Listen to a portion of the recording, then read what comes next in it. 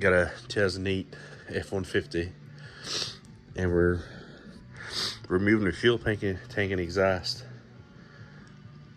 to do chassis repair. I think it's pretty common on these.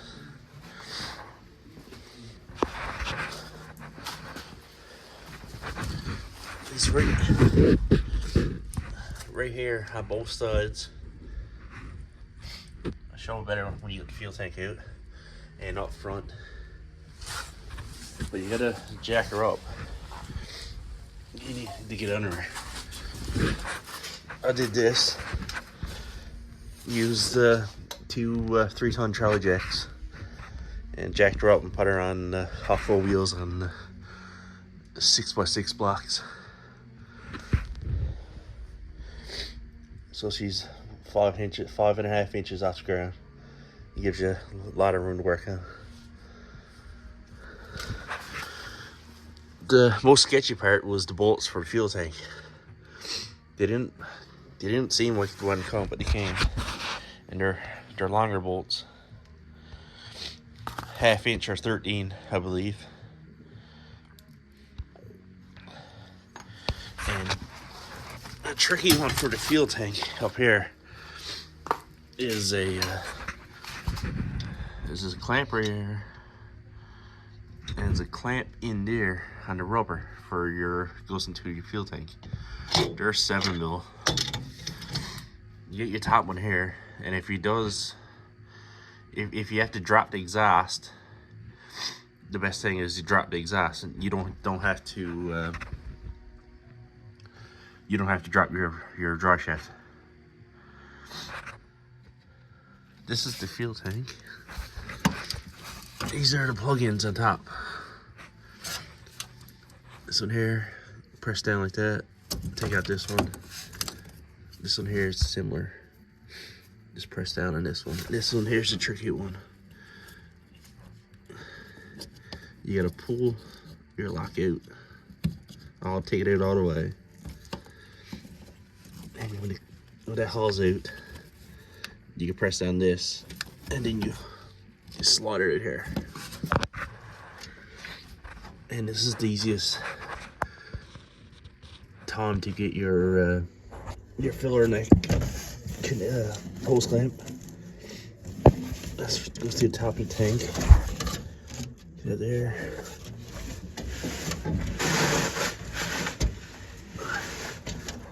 And your delete. Connection for evap is right there. And this is what I did for my straps.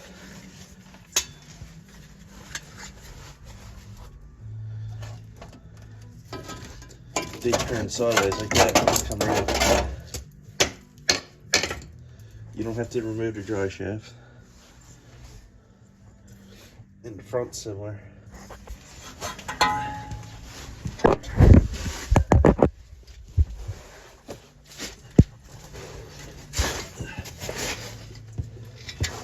Over here, your last two connections.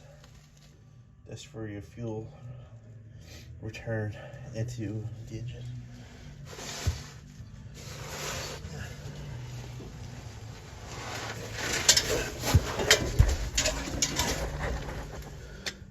That's the damage on this chassis. Some here. And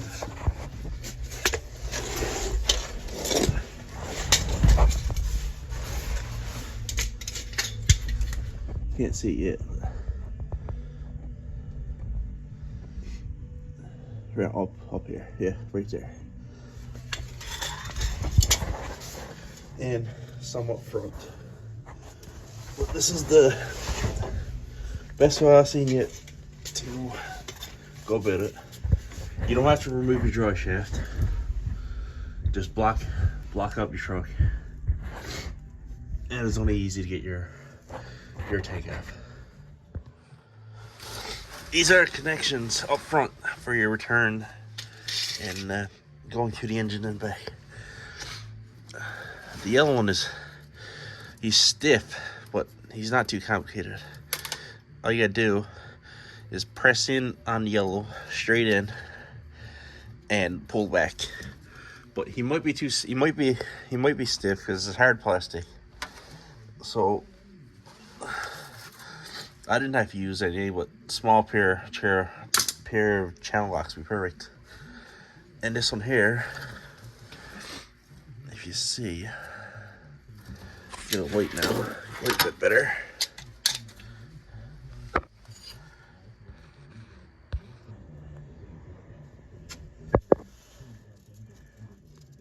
This little clip, he presses in. You gotta hollow this clip, hollow this lock comes out towards me, and then press in on the outer piece and pull off, and that goes onto this one right here.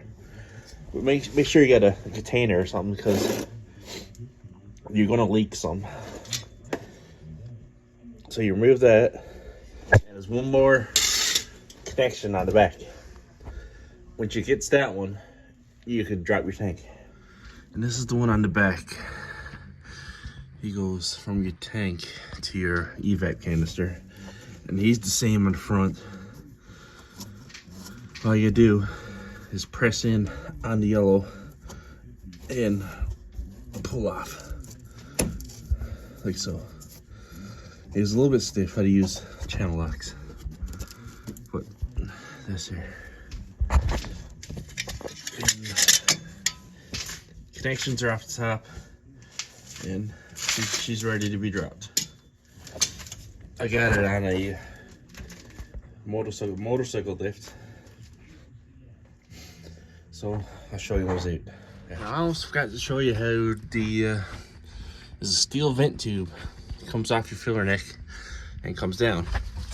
He plugs in right here, and he has the same type of fitting as all the rest does. You just push in on the blue, and when you move the blue, it moves the grooves inside and it releases it from there. They might be stiff, so use a small pair of channel locks. Yeah, we're back underneath. Now that's the hole, one of the holes we're gonna patch up. There, bottom there, and it's pretty thin there, some spots. We're gonna get some Dorman. Dorman makes big patch panels. He slips on from here to back there on both sides. And you can see the damage here too. And there's more damage up front. But overall, it's not too bad.